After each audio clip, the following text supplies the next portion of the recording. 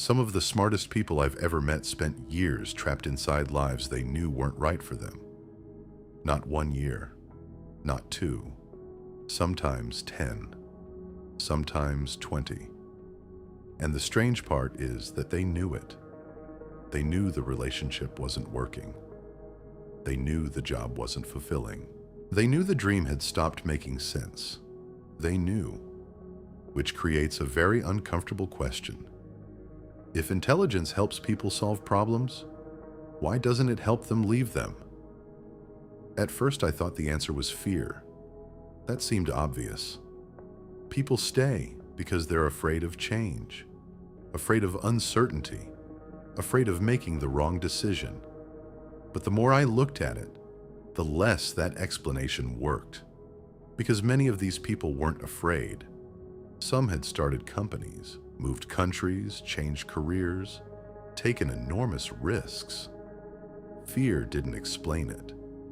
Then I thought it was loyalty. Maybe they simply cared more. Maybe they were willing to fight longer than everyone else. But that didn't explain it either.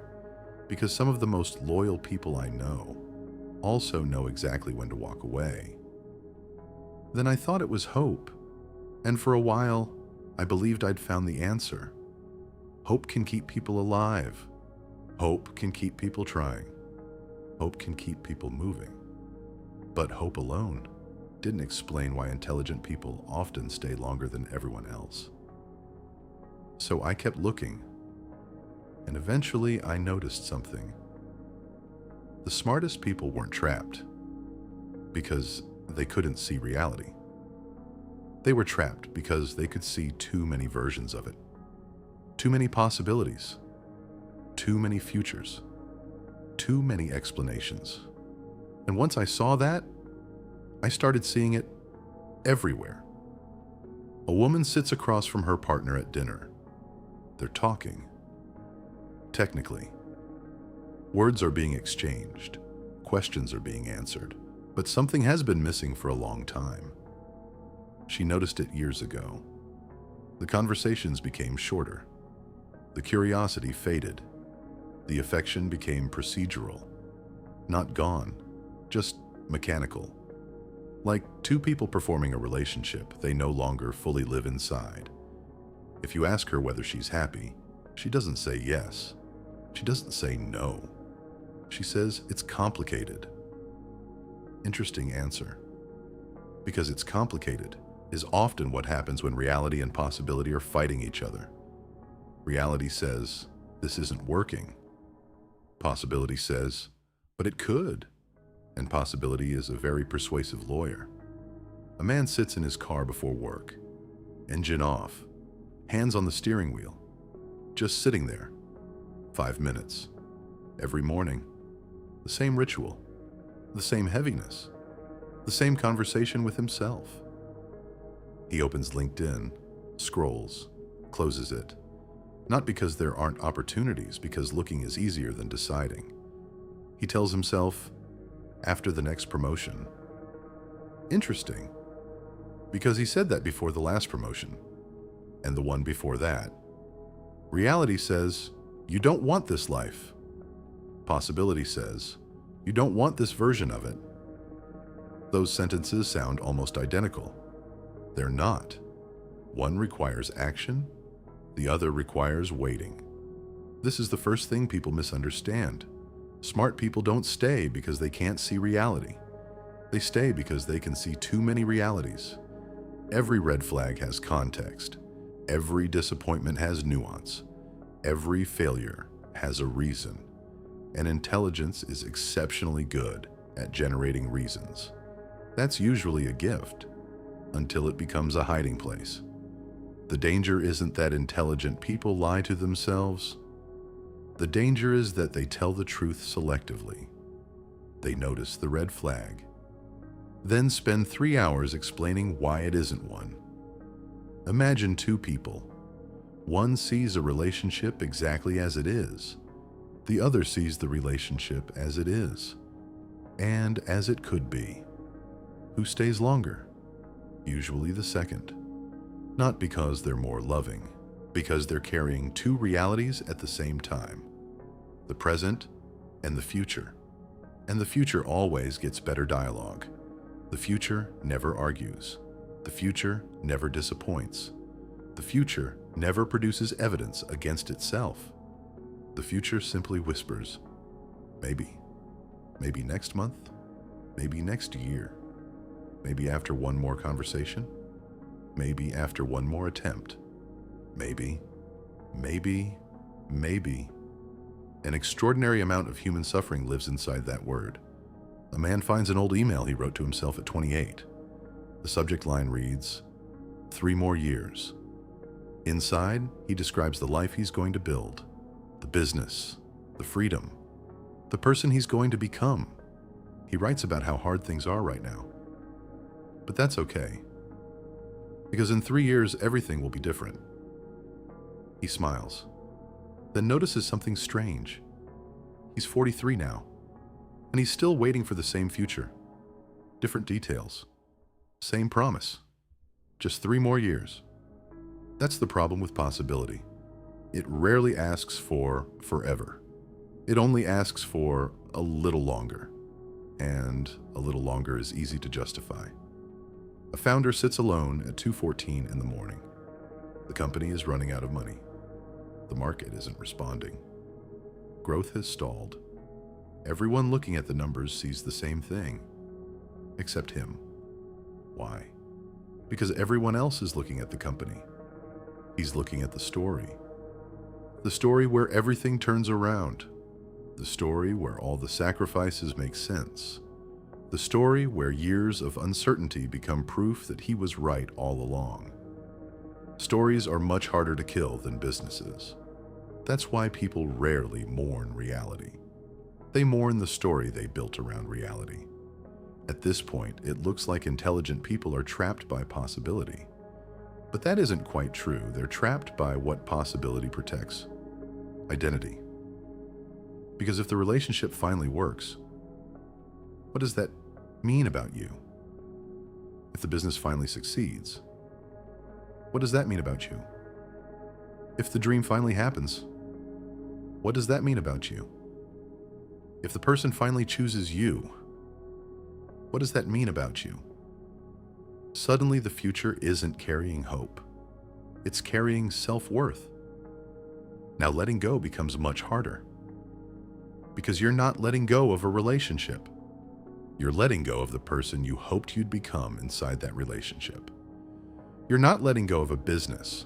You're letting go of the version of yourself that finally proves the struggle was worth it. You're not letting go of a dream. You're letting go of the identity attached to it. A woman is cleaning her apartment when she finds an old photograph. She's laughing, standing beside someone she once believed she'd spend her life with. For a moment, she feels the old pain. Then she realizes something unexpected. The relationship ended years ago. The grief ended years ago. The only thing that survived was the story. And suddenly she can't tell whether she misses him or the future she imagined with him. That's when I realized something important. People think they're protecting the future. Often, the opposite is true. The future is protecting them from grief, protecting them from uncertainty, protecting them from difficult decisions, protecting them from endings, because endings force clarity, and clarity forces action. This is why intelligent people often stay too long, not because they don't know, because they know. The problem isn't awareness. The problem is what awareness requires. Once reality is accepted, something has to happen. A conversation, a resignation, a goodbye, a risk, a loss, a decision. And possibility protects people from all of those things. That's why the future becomes so seductive. It becomes a storage room, a place where difficult questions can wait. Am I enough? Am I capable? Am I lovable? Am I wasting my life? The future promises to answer them later. Reality demands answers now, and reality is rarely convenient. A father watches his son play soccer. The boy is 10 years old. For a moment, he realizes something uncomfortable. He spent most of the last decade preparing for the life he wanted, while the life he already had was happening in front of him. 10 years waiting for the next chapter. 10 years that never asked to be waited for. Later is one of the most expensive words in the human language. Entire decades disappear inside it. That's why people spend years saying, "I just need a little more time." A little more time before leaving. A little more time before deciding. A little more time before accepting what they already know. The phrase sounds wise. Sometimes it's just fear wearing a watch. Most people don't need more information. They need more courage. Those are not the same thing. One day, something strange happens. The future you've been protecting starts feeling heavy, not inspiring. Heavy. The explanations stop working. The hope gets tired. The waiting becomes exhausting. And that's when a person begins asking a different question. Not, "What if this works?" but, "What is this protecting me from?" That question changes everything. Because now, you're no longer looking at the future. You're finally looking at yourself. A strange thing happens when you stop defending a possibility. At first it feels like loss, then it feels like relief. Because maintaining a fantasy is work. Reality can hurt, but fantasies are expensive. Maybe that's why intelligent people stay too long. Not because intelligence helps them see reality. Sometimes intelligence helps them explain reality away.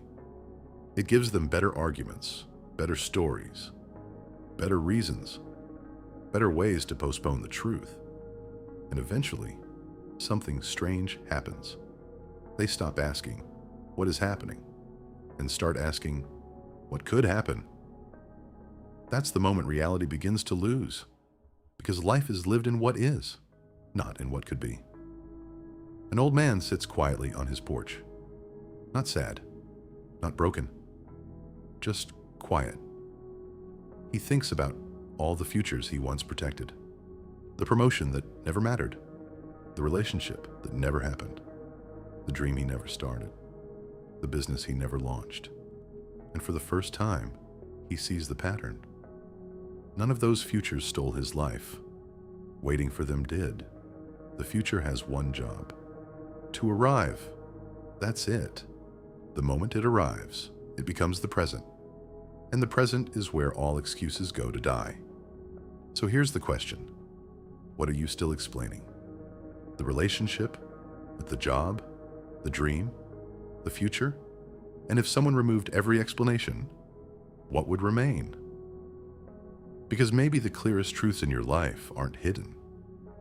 Maybe they're simply buried beneath explanations that are too intelligent to sound false.